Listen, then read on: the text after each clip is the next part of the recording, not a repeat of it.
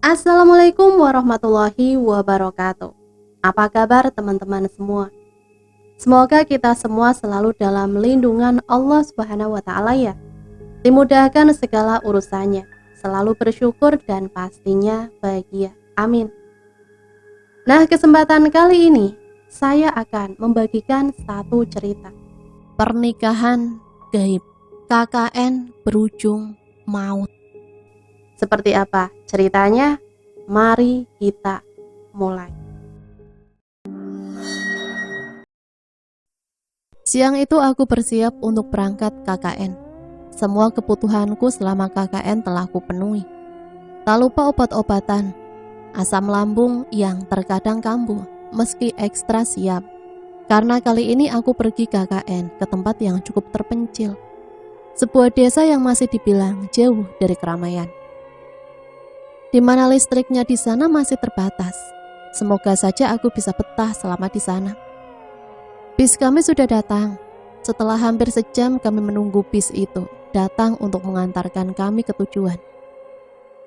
Selebihnya sebagian besar menggunakan bis kampus. Selama di perjalanan yang cukup lumayan jauh, akhirnya kami sampai di gerbang masuk desa tujuan kami.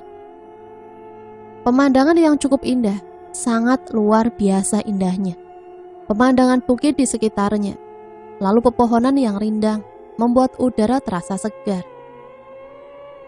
Sedikit berkabut memang, tapi sungguh semua terasa menyenangkan.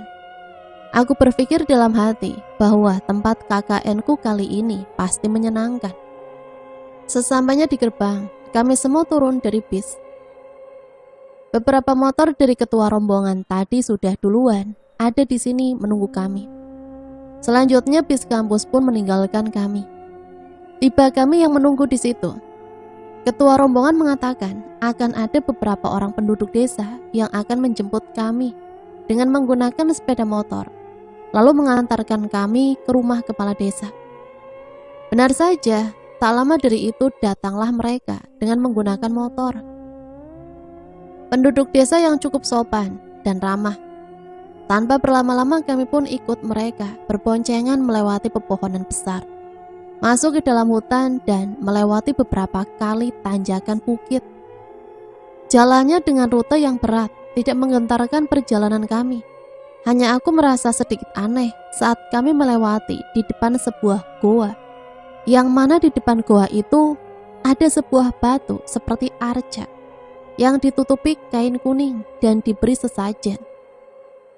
Namun karena bapak yang membonceng kami tidak mengatakan apapun mengenai pemandangan aneh yang baru saja kulihat, terus saja menjalankan motornya melewati depan goa tersebut dan melanjutkan perjalanan kami. Setelah sekitar 1 jam, kami pun sampai di desa tujuan. Saat memasuki desa tersebut, awal mula kami sampai ada sebuah gapura kokoh yang terbuat dari batu berwarna hitam, layaknya sebuah gerbang kerajaan Hindu. Sangat indah menurutku. Namun entah apalagi yang kurasakan keanehan di desa ini.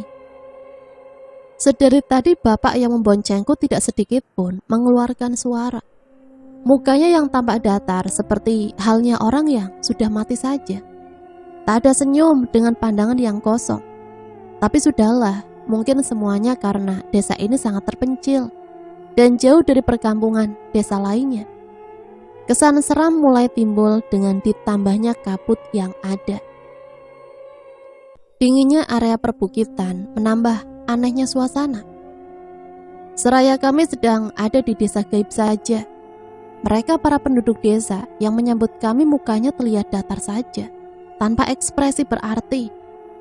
Memang mereka ramah awal penyambutan di gerbang depan tadi, toh setelahnya mereka diam saja. Tidak terlihat lagi keramahan yang kami dapatkan di awal perjumpaan tadi. Setelah itu datanglah 2 motor yang menghampiri kami. Ternyata beliau adalah kepala desa. Bapak Hartono namanya, sudah menjabat kepala desa di sini selama 10 tahun. Sebelum beliau menjabat sebagai kepala desa, adalah bapak beliau yang juga menjadi kepala desa ini. Bisa dibilang jabatan kepala desa yang turun-temurun. Setelah perkenalan kami langsung menuju rumah beliau untuk tempat persinggahan kami. Dan disinilah mulainya pengalaman mistisku yang benar-benar menakutkan. Sudah 2 hari kami berada di desa ini, tapi kami belum ada kegiatan apapun. Desa ini sangat sunyi, jarak antara satu rumah ke rumah lainnya cukup jauh, minimal 5-6 kilo. Listrik di sini pun hanya disediakan saat sore hingga ke subuh saja. Bayangkan jika malam listrik ditiadakan, pasti terasa hidup di zaman lampau. Tapi untungnya listrik di malam hari cukup untuk menghidupkan lampu saja. Meskipun begitu, pemandangan di desa ini cukup indah. Udaranya sangat segar, terutama di pagi hari. Kami tidak merasakan bising seperti di perkotaan. Yang ada jika malam tiba, bunyi serangga malam dan kodok saja. Pagi ini ketua kelompok kami mengatakan bahwa akan ada undangan dari penduduk desa untuk pernikahan anaknya. Sengaja penduduk mengundang kami untuk meramaikan hajatannya. Kami pun senang, setidaknya ada juga kami kegiatan. Dan undangan itu pun dilaksanakan nanti malam. Kami semua bersiap untuk datang secara rombongan. Duh, aku sudah gak sabar mau lihat seperti apa acara penduduk sini. Karena sudah 2 hari kita di sini tanpa ada kegiatan apapun, ujar salah satu kelompokku. Mita, anak yang satu fakultas denganku, tapi lain jurusan saja. Sudahlah, sabar saja toh, nanti malam kan kita pergi ke sana. Semoga acaranya meriah. Kami menutup pembicaraan kami saat salah seorang teman kami, sebut saja Edo, menghampiri kami yang sedang asik mengobrol. Hai ladies, kalian merasa nggak sih kalau ada yang aneh sama desa ini? Aku merasa kita seperti berada di dunia lain, entahlah. Edo menghela nafas sambil mengambil sebuah kursi lalu duduk di dekat aku dan Mita. Hal aneh apa, Dok? Yang aku tahu kalau desa ini memang sangat terpencil, hanya saja kalau hal aneh aku tidak merasakannya. Jawab Mita datar. Kalian tahu saat pertama kali kita datang ke sini, ingat tidak dengan orang-orang yang menyambut kedatangan kita di gerbang depan? Setelah kita semua turun dari bis kampus, mereka yang tadinya ramah dan murah senyum tiba-tiba saat sudah setengah perjalanan berubah menjadi orang yang kaku, diam, layaknya mayat hidup. Edo mengatakan ini dengan muka yang bersungguh-sungguh dan antusias. Sudahlah, mungkin ini hanya perasaanmu saja, karena desa ini memang sunyi sekali. Sampai detik ini pun belum lagi ada penduduk yang datang kepada kita, ucapku pada Edo dan Mita. Memang bisa diakui kalau pernyataan Edo tentang keanehan desa ini bisa kurasakan juga. Sudah beberapa hari kami tinggal di rumah ini, rumah milik kepala desa ini yang disediakan untuk kami bertempat tinggal selama KKN ini. Rumah yang cukup besar dengan ada 7 kamar tidur, ruang tamu yang cukup luas bisa bermuat 15-20 orang. Dapur yang terletak di bagian belakang sudah berbentuk modern dengan peralatan dapur yang serbaguna. Meskipun tidak ada kulkas atau mesin cuci di sini, hanya saja kamar mandi yang letaknya cukup jauh, terletak di kebun belakang, layaknya seperti WC umum. Terdapat 3 buah kamar mandi, beserta sumur yang cukup besar. Tidak ada pompa air di sini. Semua dilakukan masih secara tradisional, yaitu menimba air jika ingin mandi atau mencuci. Sedikit menyeramkan jika lepas maghrib akan ke toilet itu, sebab pohon-pohon besar yang menjulang tinggi disertai penerangan yang minim membuat kesan angker jika malam hari. Waktu yang dinanti pun tiba. Kami semua sudah bersiap diri untuk pergi ke rumah salah satu penduduk yang mengundang kami di acara hajatan pernikahan anaknya. Secara semangat kami pun pergi ke sana. Namun tidak menggunakan kendaraan, melainkan berjalan kaki. Menyediakan penerangan selama perjalanan dengan menggunakan senter dan obor yang tersedia di sana. Seperti kembali ke zaman dahulu, pikirku. Selama perjalanan kami berjalan menyusuri jalan desa yang masih berupa setapak. Pepohonan tinggi dan gelap kami lalui. Para wanita berjalan di depan rumah diiringi 2 laki-laki yang membawa parang dan tongkat bambu. berjaga-jaga jika di depan nanti ada hewan buas atau ular. Aku yang ada di barisan tengah asik mengobrol dengan teman-teman lainnya, sementara Edo dan beberapa laki-laki lainnya berada di barisan belakang. Mereka pun ada yang membawa senter, obor, kayu panjang untuk senjata. Saat asik dalam perjalanan kami, tiba-tiba Raka berhenti. Ia adalah wakil ketua rombongan kami. Dia menghentikan langkahnya dan menyuruh kami semua ikut berhenti. Kami semua terkejut, namun tetap waspada. Saat Raka menyuruh kami diam sejenak. "Shh, kalian lihat tidak? Barusan," ujar Raka menghentikan langkahnya. "Apa?" jawab beberapa orang di belakangnya. Sepintas bayangan hitam dari sebelah kiriku. Lalu Edo pun menyorotkan lampu senternya ke arah yang ditunjukkan Raka. Karena takut kalau itu bukanlah bayangan orang, namun hewan buas. Maklum saja, kami saat ini berada di sebuah hutan lindung, yang mana desa ini terletak di area perhutanan ini. Tidak ada apapun, mungkin kucing hutan atau sekedar angin yang meniupkan pohon, jawab Edo. Sudahlah, lebih baik kita melanjutkan perjalanan karena nanti kita terlambat datang ke sana, ujar Edo kembali menyorotkan lampu senternya ke arah depan jalan kami. Akhirnya kami pun melanjutkan perjalanan, namun kembali tiba-tiba ada hal aneh di tengah perjalanan kami. Entah dari mana datangnya, ada seorang nenek yang muncul dari sela-sela pohon besar yang ada di sekitaran kami. Dengan posisi sedikit gelap, nenek itu muncul secara mengejutkan. "Cucu-cucuku, kalian mau kemana? Berbahaya jika kalian tetap di sini. Pulanglah ke rumah kalian. Cepat tinggalkan desa ini." Nenek tua yang sedikit bungkuk itu berdiri di hadapan kami, seolah menghentikan langkah kami untuk terus melanjutkan perjalanan menuju ke tempat tujuan kami. Kami semua terkejut dengan kemunculannya secara aneh dan tiba-tiba. Beberapa dari teman cewekku bergandengan tangan, sedikit ketakutan karena melihat muka nenek tersebut yang mana salah satu matanya berwarna putih dan sebelah dari mukanya berwarna hitam seperti cacat lahir. Ditambah pakaiannya yang serba hitam, menggunakan kain hitam dan berbadan sedikit bungkuk, sambil membawa tongkat di tangan sebelah kanannya. Rambutnya yang sedikit terurai, bercampur putih agak acak-acakan, menambah kesan seram. Raka kemudian berkata dan menjawab pertanyaan nenek tersebut. "Maaf Nek, kami hanya mau datang menghampiri undangan salah satu warga yang kebetulan kemarin sore bertemu saya saat saya dan teman saya mau pergi ke rumah Pak Kades. Beliau mengatakan bahwa kami harus datang sekalian juga untuk mengenalkan kami pada seluruh warga desa ini," ujar Raka pelan. "Jangan pergi ke sana. Baiknya kalian lekas berkemas dan segera tinggalkan desa ini esok pagi. Desa ini bukan tempat yang baik untuk kalian semua." Lalu nenek itu pun berjalan ke arah semak-semak di samping kami, kemudian menghilang di kegelapan malam. Sejenak kami semua terdiam, tidak tahu mesti berbuat apa setelah nenek misterius itu muncul dan mengatakan hal itu.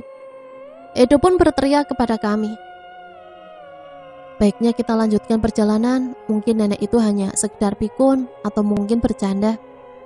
Aku yang ikut merasakan aneh hanya bisa diam melihat pemandangan barusan.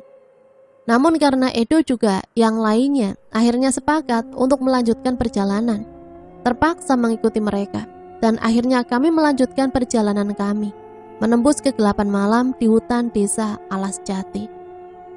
Di kegelapan malam dengan penerangan hanya senter dan obor, kami tetap berjalan menyusuri jalan setapak, hingga akhirnya terdengar sayup-sayup suara musik. Seperti musik tradisional Jawa yang sering ada di sebuah acara hajatan pernikahan. Lantunan musiknya begitu kental, namun terdengar tajam di telinga kami.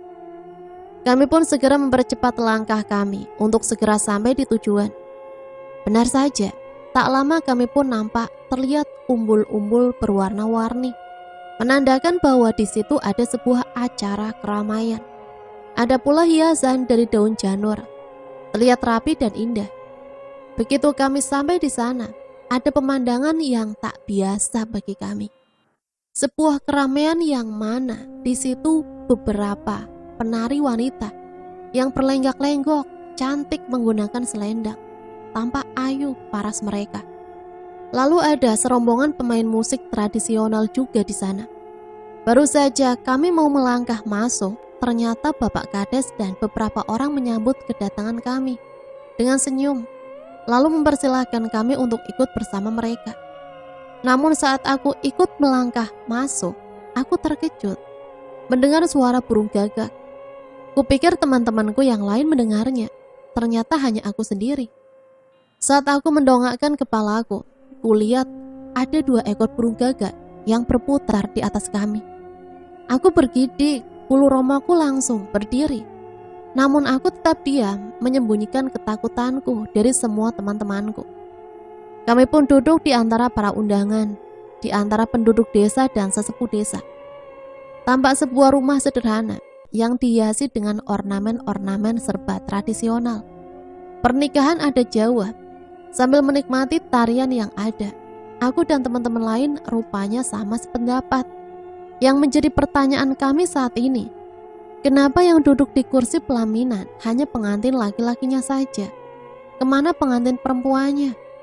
Tapi saat itu kami pikir mungkin memang ada di sini itu bahwa pengantin perempuan hanya ada di lain tempat dan sengaja tidak diperlihatkan duduk di pelaminan. Baru saja kami disuguhkan dengan buah-buahan oleh keluarga pengantin. Aku kembali terkejut dengan keanehan yang terjadi saat itu. Bagaimana tidak, tiba-tiba saja salah seorang bapak tua yang menjadi sesepuh di desa itu berdiri. Kemudian dengan berbahasa Jawa yang aku tidak terlalu mengerti arti dari ucapannya, langsung menghampiri kami, menarik tanganku. Aku yang seperti terhipnotis, seperti tidak mampu menolak ajakannya. Anehnya teman-temanku pun seperti mengiyakan kejadian itu. Aku ditarik untuk selanjutnya dibawa ke pelaminan dan duduk di kursi, tempat seharusnya pengantin perempuan duduk. Aku pun hanya bisa diam, seperti menurut saja. Yang kuingat saat aku duduk di situ, kulihat teman-temanku hanya diam, membisu. Mereka seperti mematung terdiam. Aku tidak bisa berbuat apapun hingga akhirnya musik yang melantunkan suara begitu indah tiba-tiba berubah menjadi lantunan suara musik yang menyeramkan. Lama-kelamaan musik itu terdengar menakutkan dan para penari itu berubah menyeramkan. Mereka yang tadinya menari dengan wajah ayu rupawan dan berlenggak-lenggok dengan anggunnya berubah menjadi wanita-wanita menyeramkan. Rambut mereka merah, hidup seperti menyala api. Mata-mata mereka seperti begitu sinis dan tajam. Yang lebih menakutkan untukku adalah ketika mereka seperti melakukan gerakan aneh. Mereka berlutut dan masing-masing dari mereka membuka mulutnya dengan lebar. Sesuatu keluar dari mulut mereka seperti ular berwarna hitam. Tidak hanya itu yang menakutkan, tapi aku yang saat itu duduk di pelaminan mulai ketakutan. Aku memberanikan diri menoleh ke arah sebelahku, tepatnya ke arah pengantin laki-laki yang duduk tepat di sampingku. Namun apa yang kulihat? Betapa kagetnya aku ketika aku menoleh dan mencoba ingin tahu apa yang sebenarnya terjadi. Pengantin laki-laki itu berubah menjadi kakek tua yang menyeramkan. Mukanya yang hancur sebelah dengan darah yang mengalir dan berbau busuk mencoba tertawa.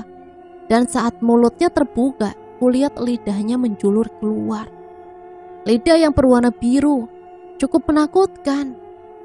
Tak hanya itu, seketika suasana keramaian yang tadinya ramai dengan suasana sakral layaknya pernikahan berubah menjadi pemandangan yang mengerikan. Mereka semua berubah menjadi makhluk-makhluk menyeramkan. Beberapa menjadi sosok orang kerdil dengan telinga yang cukup panjang, mata yang besar dan mulut yang berliur. Lalu para tamu yang tadinya duduk rapi di antara teman-temanku berubah menjadi makhluk yang sangat menakutkan. Entah apa yang aku lihat saat itu. Yang ku tahu adalah aku tidak menemukan semua teman-temanku. Lalu di manakah mereka? Lalu kenapa mereka tega meninggalkan aku di sini? Apa yang harus kulakukan? Di mana sebenarnya aku saat ini?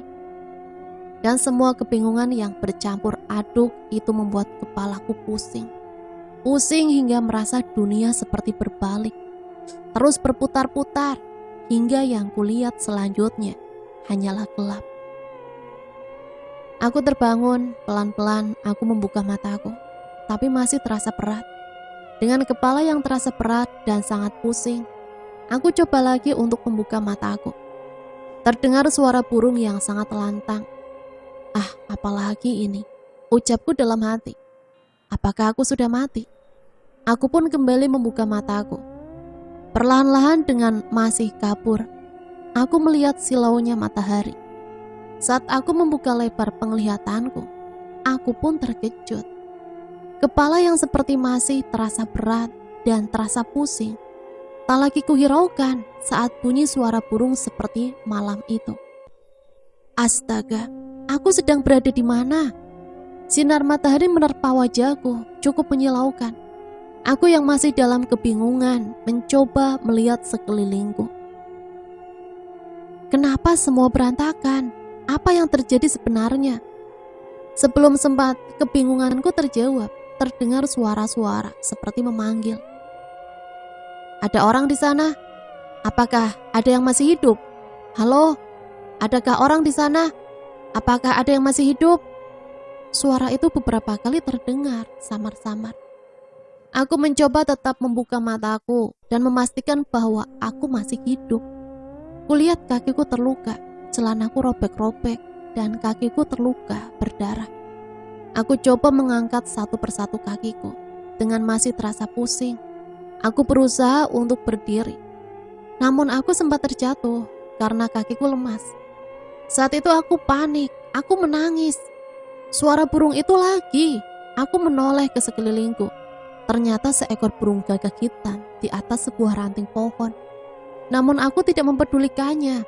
Aku tetap berusaha berdiri.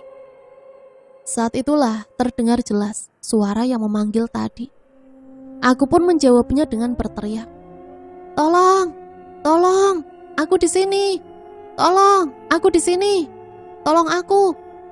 Aku mencoba berteriak sekuatnya dengan sisa-sisa tenagaku. Aku mencoba terus berteriak meminta tolong dengan suaraku yang serak. Lama-lama suara-suara itu, suara yang memanggil tadi lebih jelas terdengar. Suara itu mendekat dan mereka pun datang. Sekelompok orang-orang berseragam tim SAR mendekatiku. Salah seorang melihatku. Ada yang masih hidup, cepat kemari, kirim personel tambahan. Sepertinya banyak korban lain, coba cari yang masih terlihat tanda kehidupan. Mereka mendekatiku, beberapa orang langsung memberiku selimut. Entah apa yang terjadi. Yang aku ingat salah seorang menggendongku, dan yang lainnya dari mereka mencoba menyusuri sekitarku. Aku dibawa keluar dari sana, semak-semak tinggi dengan dikelilingi pohon-pohon besar yang menjulang tinggi. Aku hanya ingat satu hal saat itu, aku melihat semuanya berantakan. Dan aku pun yang masih lemas dan pusing, akhirnya dibawa ke mobil ambulan yang disediakan. Entah selanjutnya yang aku tahu selama di perjalanan dalam ambulan, salah seorang tenaga medis yang mendampingiku untuk di dalam mobil berkata kepada salah satu temannya, sepertinya hanya dia yang selamat, mukjizat Tuhan jika melihat medan dari lokasi kejadian. Sepertinya mustahil ada yang masih bisa bertahan hidup. Aku yang dalam keadaan lemah hanya bisa menahan keingintahuanku tentang pernyataan barusan. Tapi aku hanya bisa terdiam hingga aku pun tertidur. Suara sirine ambulan itu memecah di telingaku, mengiringi aku ke perjalanan menuju rumah sakit. Sudah 2 hari aku di kamar ini. Semenjak kejadian itu, aku merasa belum bisa mendapatkan jawaban atas apa yang kualami. Yang aku tahu, aku hanya sedang KKN di desa Alas Jati. Lalu kenapa aku bisa di sini? Lalu kenapa aku ditemukan di semak-semak itu? Kakiku yang masih diperban, selang infus yang masih menjuntai di pergelangan tanganku, masih membuatku syok. Aku hanya bisa termenung melihat sekelilingku. Saat ini aku berada di sebuah ruangan kamar rumah sakit. Tak lama terdengar suara orang membuka gagang pintu. Ternyata yang masuk adalah beberapa perawat dan dokter, disusul beberapa orang polisi. "Pak, ini pasiennya. Dia adalah salah satu mahasiswi dari kampus tersebut. Hanya dia satu-satunya yang masih hidup. Dia menderita luka berat dan di tangannya, salah satu tangannya menderita retak tulang, namun semua sudah diobservasi lebih lanjut." Dokter itu menjelaskan keadaanku kepada salah seorang polisi tadi. "Baik dokter, jadi apakah kami bisa sedikit berbicara pada pasien dan menanyakan beberapa hal penting padanya?" tanya salah seorang polisi kepada dokter yang memberikan penjelasan tadi. "Silahkan Pak, namun saya sarankan untuk tidak dalam waktu yang lama, mengingat keadaan pasien yang masih syok dan lemah," ucap sang dokter. Dokter dan beberapa perawat itu kemudian meninggalkan kami. Di sana hanya tinggal aku yang masih terbaring, lemah, dan beberapa orang polisi saja. Hingga akhirnya salah seorang dari mereka bertanya kepadaku, "Bagaimana keadaannya? Apakah Anda sudah mulai merasa baikan?" tanya Pak polisi itu kepadaku. "Iya Pak," jawabku lirih. "Baiklah, kalau begitu, saya harap Anda bisa menceritakan apa yang sebenarnya terjadi saat Anda dan rombongan teman-teman Anda di perjalanan menuju desa Alas Jati. Karena menurut laporan yang ada, kalian berangkat memakai bis kampus dan beberapa orang memakai sepeda motor." Pak polisi itu mengeluarkan sebuah kertas dan pena, memberikan waktu untukku bisa mengingat apa yang terjadi. "Saya hanya ingat kalau kami waktu itu sudah sampai di desa itu, Pak. Malah kami sudah menginap di rumah Pak Kades. Setelah 2 malam kami di sana, kami diundang salah satu penduduk kampung yang mengadakan hajatan pernikahan. Kami datang ke sana kok Pak, semuanya ikut pergi. Tapi setelah di acara hajatan itu, suasana yang tadinya ramai berubah menjadi mencekam. Selanjutnya saya tidak ingat apapun, sampai akhirnya saya terbangun dan diselamatkan oleh bapak-bapak tim SAR," ucapku lirih. Namun polisi itu malah saling bertatapan. Mereka seolah bingung dengan penjelasanku saat itu. Dan salah seorang dari mereka pun berkata, "Apakah Anda tahu bahwa semua teman Anda meninggal dunia? Mereka meninggal di lokasi kejadian. Bis kalian terperosok masuk jurang sedalam 15 meter. Semua korban ditemukan meninggal, terkecuali Anda yang sempat dinyatakan menghilang selama 3 hari. Sedangkan teman-teman Anda yang menaiki sepeda motor itu hingga saat ini belum ditemukan keberadaannya, yang mana salah satu dari mereka adalah ketua rombongan kalian. Mereka dinyatakan hilang. Keluarga serta pihak kampus membenarkan kalau mereka ikut pergi KKN ke desa Alas Jati. Semoga Anda bisa mengingat kembali apa yang terjadi dan bisa membantu kami untuk menemukan titik terang dari kasus ini. Kami juga minta bantuan kepada tim SAR untuk tetap menelusuri hutan-hutan Alas Jati dan menemukan beberapa teman Anda yang menghilang." Mereka pun kemudian pergi meninggalkan aku dalam kebingungan. Aku yang masih syok mendengar berita ini hanya bisa menangis. Namun sebuah pertanyaan yang terlintas di dalam hatiku. Jika memang bis itu kecelakaan, lalu mengapa semua yang kualami selama 2 malam itu seperti nyata? Tapi siapakah mereka yang selama 2 malam bersamaku?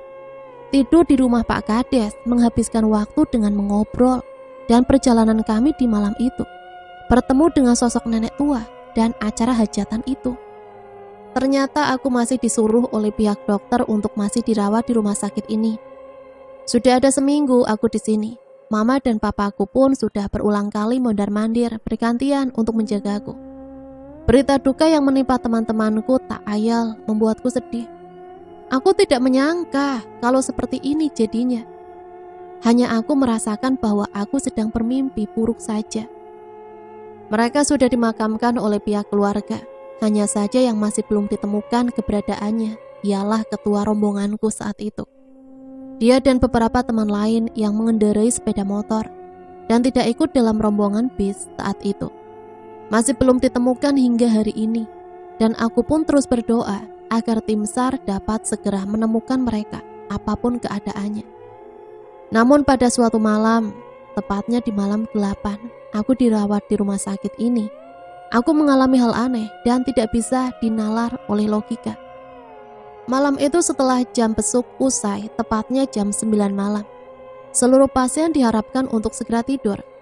Pihak keluarga yang menunggu pun hanya boleh diperkenankan satu orang saja. Terpaksa malam itu yang menjagaku adalah mama. Mama pun masih menonton TV di kamar. Menonton sinetron kesayangannya yang tidak pernah terlewatkan satu episode pun. Aku yang boleh mengantuk karena habis minum obat, mulai memejamkan mata. Namun setelah beberapa saat, di mana ini? Kok aku di sini? Kan aku tadi di ruang inap rumah sakit. Batinku dalam hati karena tiba-tiba saja aku berada di sebuah hutan yang sepertinya aku pernah singgahi. Aku terus berjalan, entah apa yang ku cari. Aku pun terhenti saat aku melihat sebuah mulut goa. Goa yang pernah ku lewati saat aku berangkat KKN di desa Alas Jati. Iya, goa ini adalah goa yang ku lewati saat itu. Tapi kenapa aku bisa sampai di sini? Dengan rasa penasaran, aku pun memberanikan diri untuk masuk ke goa itu. Aku melangkah mengendap-endap layaknya seseorang maling. Tapi di pikiranku hanya satu hal. Aku ingin tahu apa sebenarnya yang ada di dalam goa ini. Aku terus melangkah masuk. Di dalam gua itu cukup besar. Terdapat ruang-ruang yang tercipta alamiah. Udara lembab berhembus sesekali dari arah dalam. Aku yang terus melangkah sesekali, berpegangan pada dinding gua. Di situ tidak gelap, justru seperti sangat terang. Anehnya, aku tidak merasa takut sedikit pun. Setelah melangkah masuk untuk lebih jauh, aku menemukan sebuah pemandangan yang sangat indah. Ada hembusan keluar dari goa ini. Di situ aku melihat ada sebuah telaga. Airnya yang berwarna kehijauan dan disinari oleh sinar yang muncul dari atas, membuat sejuk mataku. Indahnya, gumamku dalam hati. Sungguh ciptaan Tuhan yang sempurna. Goa itu menembus pada alam luar, namun telaga itu seperti menambah keindahan goa ini. Tapi tiba-tiba aku terkejut. Entah dari mana datangnya, ada seorang wanita cantik, memakai gaun panjang berwarna hitam. Sangat cantik dan ayu parasnya. Dia mengenakan syal berwarna kuning keemasan di lehernya. Rambutnya yang panjang terurai indah, dihiasi hiasan di kepalanya, layaknya seorang putri dalam kisah dongeng. "Maaf, Anda siapa?" Tanyaku memberanikan diri mendekatinya. Dia menoleh dan tersenyum. "Ikutlah denganku, maka kau akan tahu semuanya." Suara yang begitu halus namun berwibawa. Dia menarik tanganku dan mengajakku ke tepi telaga. "Kau lihatlah dalam telaga ini, semua temanmu yang hilang ada di dalam sana." Perempuan cantik itu menunjuk ke arah telaga itu, sedangkan aku hanya diam dan bingung. Apa maksudnya? Kenapa mereka di dalam sana? Tanyaku kepadanya. Mereka telah lancang masuk ke wilayahku. Mereka sengaja masuk untuk mengusikku dan aku menghukum mereka dengan menahan mereka di sini untuk kunikahkan dengan para dayangku.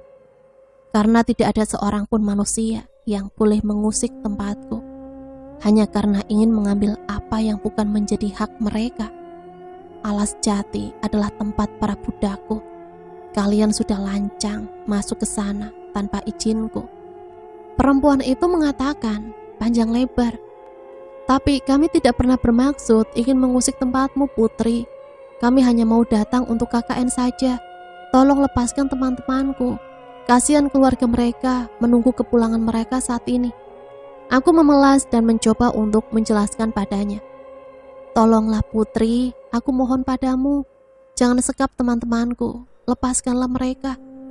Aku mengatupkan kedua tanganku, meminta agar ia mau bermurah hati untuk melepaskan teman-temanku yang hilang. "Baiklah, aku akan melepaskan mereka dengan 2 persyaratan. Yang pertama adalah aku minta kepada semua yang pernah singgah di Alas Jati untuk tidak mengusikku dengan mengotori gua ini. Jangan jadikan istanaku sebagai tempat bermaksiat. Jangan ambil semua yang ada di Alas Jati, apapun itu. Yang kedua adalah saat kau ingin mengambil teman-temanmu, maka ambillah mereka dengan cara menarik mereka menggunakan seutas tali yang terbuat dari kain kafan.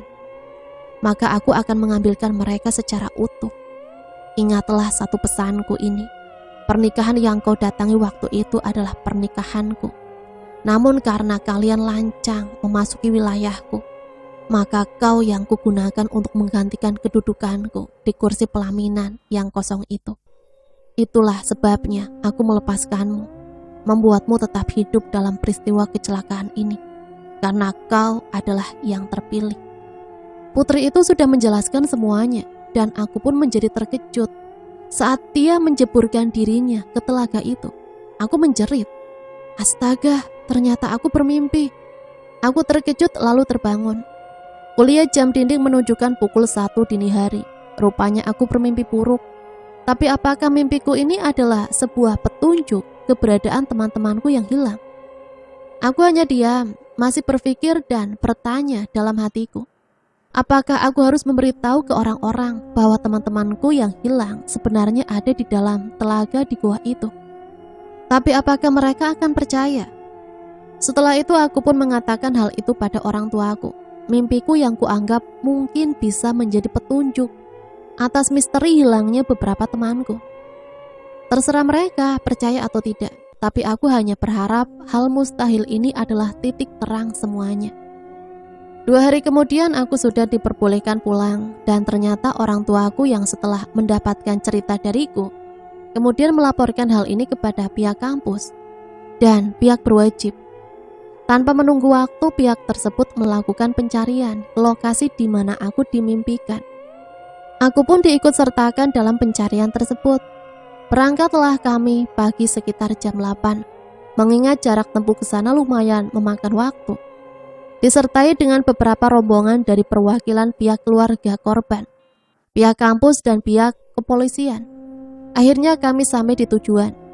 Berbekal petunjuk dari mimpiku, semua komponen masyarakat di sekitar hutan itu pun ikut serta dalam pencarian tersebut. Tim SAR yang sudah menunggu kami di lokasi hutan mengatakan kepadaku agar aku bisa mengingat dengan jelas lokasi tempatnya gua itu berada. Entah apa yang merasukiku saat itu, seolah aku tahu betul rutenya. Aku bersama yang lainnya mengendarai mobil, dan ada yang mengendarai sepeda motor juga, masuk menuju hutan. Dengan didampingi beberapa sesepuh desa sekitar wilayah Alas Jati. Mereka pun ikut serta dalam pencarian ini dan membantu kami melakukan semua ritual yang akan dilakukan di telaga dalam gua tersebut. Pepohonan rindang kami lewati. Aku ingat betul, rute itu pernah kulalui saat itu. Yang terlebih membuatku bingung, burung gagak itu muncul kembali. Dia tiba-tiba muncul di depan mobil kami, seolah memberikan petunjuk jalan pada kami. Burung itu terbang dengan sesekali mengeluarkan suaranya yang sedikit menyeramkan. Kami terus mengikutinya, hingga tiba di sebuah tanjakan bebatuan.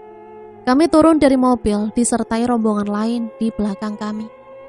Kami menaiki tanjakan itu. Tak jauh setelahnya kami menemukan sebuah goa. Ya, goa yang sempat kulihat waktu itu. Namun sedikit berbeda, karena waktu itu goa terdapat di dekat rute jalan setapak. Tapi goa yang ini kami harus mendaki tanjakan batu duluan.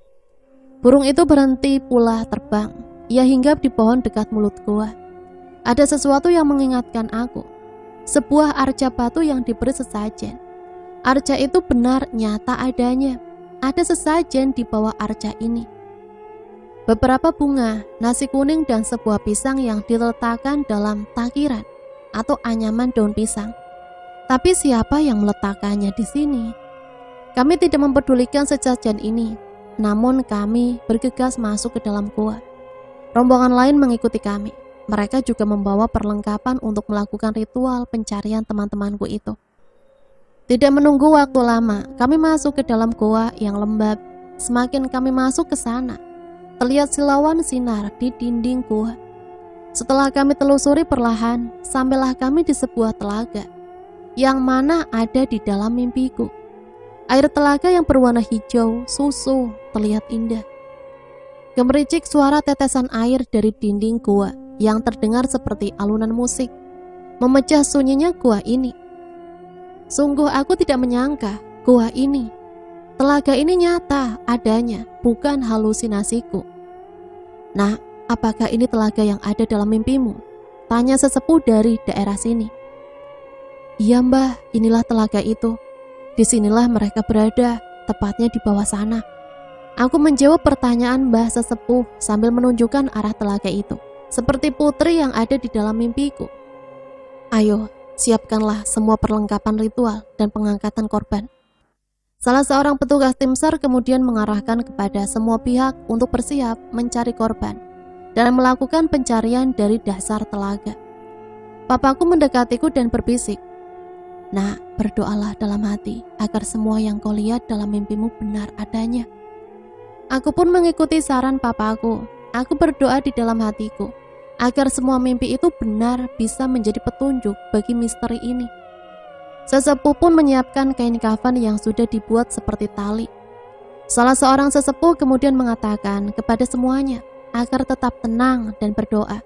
Semoga korban bisa diangkat ke permukaan dengan petunjuk dariku, sesuai permintaan dari putri itu. Sesepuh itu duduk bersila di pinggir telaga dengan mengucapkan beberapa mantra dan doa. Kemudian disusul dengan beberapa orang dari sesepuh itu melemparkan tali yang terbuat dari kain kafan. Sejenak kami terdiam, fokus memperhatikan air telaga yang seperti bergerak. Kemudian terlihat mengeluarkan buih-buih, lalu terlihat pusaran air. Sesepuh itu dengan suara sedikit keras tetap mengucapkan beberapa mantra dan kemudian berteriak, "Ajiku mategeni, moro gowo moro rupo. Sing kelangan bakal bali, hukwilaheng dayang putri lelembut alas jati." Lalu pusaran itu terus berputar dan berputar hingga akhirnya saat pusaran air itu terus berputar, memutar dan mengeluarkan buih, kemudian muncullah sesosok tubuh dari dalam air telaga itu. Pertama terlihat rambutnya, kemudian muncullah ke permukaan sesosok mayat. Allahu Akbar, Allahu Akbar. Angkat cepat mayatnya, tarik talinya. Seketika suasana menjadi gempar. Sosok mayat itu mengapung, muncul di permukaan air. Namun saat mayat itu muncul, pusaran air itu tetap memutar dan tiba-tiba muncul lagi mayat kedua dari arah dalam air. Tak lama muncul lagi mayat ketiga dan muncul lagi mayat keempat, juga mayat kelima. Suasana gempar diiringi gema takbir dari beberapa orang di antara kami. Mencekam dan menegangkan. Tali yang terbuat dari kain kafan itu kemudian ditarik sejumlah orang tim SAR. Kemudian mulai melaksanakan kewajiban mereka untuk membantu menarik mayat-mayat itu menggunakan peralatan mereka. Sesepuh desa yang tadi melakukan ritual terlihat berkeringat. Dia terus saja berkomat kamit membaca mantra, sembari anggota tim SAR mulai mengangkat satu persatu mayat tersebut dan diletakkan ke dalam kantong jenazah. Aku tidak kuat melihat pemandangan itu. Mereka semua teman-temanku, namun kini mereka semua tinggallah mayat. Lebih dari seminggu mayat mereka berada di sini. Awal mula akan KKN, namun menjadi maut untuk mereka. Jenazah mereka utuh, masih berpakaian lengkap. Namun yang menjadi pertanyaan semua pihak adalah kenapa mereka bisa tenggelam di telaga ini. Lalu di mana keberadaan sepeda motor mereka? Semua masih menjadi misteri. Tapi tak lama, sesepuh itu berteriak kembali, "Jembare dalan, jembare mayit." Tiba-tiba saja pusaran air itu berubah, membuih kembali. Setelah tadi sempat tenang saat beberapa mayat muncul ke permukaan dan ditarik oleh pihak tim SAR. Astagfirullah, astaga, tak disangka sepeda motor mereka muncul ke permukaan. Aneh, sangat aneh, mengingat benda mati yang cukup berat itu bisa muncul. Tapi semua atas izin Tuhan, izin Allah. Semua yang mustahil dapat terjadi saat itu. Para pihak yang ada di sana pun bersiap cepat menarik motor-motor itu. Lalu aku mundur dari tepi telaga. Setelah itu mengikuti papaku yang merangkulku. Melihatku yang terasa syok dan lemas dengan keadaan aneh barusan. Mereka semua masih nampak sibuk dan kami pun keluar dari gua dan turun menunggu mereka di mobil. Dalam hatiku masih bertanya-tanya, apa yang sebenarnya teman-temanku lakukan hingga mereka harus menjadi korban di telaga ini. Kenapa sampai motor mereka pun ikut tenggelam? Cukup lama proses evakuasi penemuan jasad mereka, belum lagi motor-motor itu, yang meski dievakuasi juga sebagai barang bukti. Kami pun pulang ke rumah dengan kelelahan yang sangat aku rasakan. Sesampainya di rumah, aku langsung masuk ke kamar dan beristirahat sejenak. Pagi ini aku dan papaku pun ikut menghadiri pemakaman mereka. Polisi menetapkan bahwa kasus kematian teman-temanku ini murni karena tenggelam, karena tidak ditemukannya hal yang mencurigakan dari jasad mereka. Justru polisi kebingungan karena jasad mereka yang terbilang lama di dalam air telaga masih utuh. Semua mungkin sudah takdir mereka. Entah apa yang mereka perbuat hingga akhirnya mereka menjadi seperti ini. Saat itu kasus ini cukup menghebohkan di kampusku. Namun saat ini, zaman yang belum eksis dengan medsos seperti saat ini, membuat kisah ini menjadi kisah pilu yang tertutup rapat. Yang aku tahu, teman-temanku itu melakukan kesalahan di gua tersebut. Menurut pengakuan dari polisi dan juga sesepuh desa, saat itu memang rombongan mahasiswa dari kampus Putih akan melakukan KKN. Mereka menggunakan bis kampus untuk sampai di desa Alas Jati sebagai tujuan KKN. Tapi tak disangka, karena medan tempuh yang cukup berat, karena harus melewati beberapa tanjakan, bis itu kecelakaan masuk ke dalam jurang yang di sekitarnya adalah hutan. Jurang itu dikenal sebagai jurang mayit, yang mana terkenal akan keangkerannya karena terletak di hutan larangan dusun Alas Jati. Jurang ini sering memakan korban jiwa dengan kecelakaan yang terjadi di sana. Belum lagi pernah beberapa kali terlihat penemuan mayat korban pembunuhan yang dibuang ke jurang tersebut. Sedangkan ada beberapa orang mahasiswa yang menggunakan sepeda motor untuk sampai di Alas Jati. Sayangnya, saat mereka sampai duluan dari rombongan bis, mereka melewati sebuah gua, yang mana di dalam gua itu terdapat telaga yang dikeramatkan. Telaga Putri dianggap keramat oleh penduduk desa sekitar. Beberapa di antara penduduk desa percaya kalau Putri penunggu telaga adalah seorang siluman, perempuan yang berparas cantik namun selalu haus darah. Siluman ini selalu mengadakan pernikahan dengan manusia-manusia yang datang ke gua ini, dengan sengaja atau tersesat. Dan sialnya, orang-orang yang datang ke gua itu tidak pernah lagi bisa ditemukan. Kalaupun mereka ditemukan, maka ditemukan dalam keadaan meninggal. Penduduk percaya mereka yang meninggal dan menjadi korban sang putri akan kekal di bawah telaga, menikah dengan para dayang-dayangnya. Bahkan ada beberapa orang yang menjadikan goa ini sebagai tempat pesugihan. Makanya hutan dan goa ini dikenal dengan istilah Dalmo Moro, Dalmo Mati. Siapa yang datang, dia akan menghilang. Tapi semuanya sudah jelas. Kami yang saat itu berangkat dengan sukacita, kembali dengan duka cita. Meskipun begitu, hanya satu hal yang sampai hari ini belum terjawab olehku. Kenapa aku bisa berada di suasana seolah aku dan teman-temanku sudah berada di desa itu? Lalu nenek tua itu, lalu siapa mereka? Teman-temanku yang mengobrol di rumah kepala desa itu, acara pernikahan itu, para penari dan semua makhluk-makhluk itu. Apakah saat itu aku berada di dimensi lain? Di ruang dimensi bersama para arwah dan siluman? Kenapa hanya aku sendiri yang masih hidup? Entahlah. Yang aku tahu saat ini, aku selalu bisa merasakan kehadiran mereka. Dengan hanya terlintas saja, atau hadir dalam mimpiku yang singkat. Semua masih menjadi misteri, terutama pernikahanku saat di acara malam itu. Semua menjadi sebuah pelajaran bahwa kita manusia hidup berdampingan dengan makhluk ciptaan Tuhan lainnya. Mereka juga seperti kita, butuh dihargai dengan keberadaannya. Dimanapun itu, kita harus bisa menjaga perilaku kita, baik di dalam hutan sekalipun. Jangan mengambil yang bukan hak milik kita, dan jangan mengotori sembarangan tempat, walaupun hanya sekedar meludah saja. Jaga lisan kita saat berada dimanapun, karena jika lisan kita yang sesumbar, bukan mustahil akan menjadi malapetaka untuk kita. Karena kita ada, dan mereka pun ada.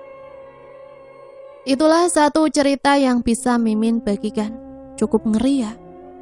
Semoga kita semua dapat lindungan dari Allah Subhanahu wa taala ya. Sampai di sini saya pamit undur diri, mohon maaf apabila banyak salah kata. Sampai berjumpa kembali di cerita-cerita selanjutnya. Matur suwun, wassalamualaikum warahmatullahi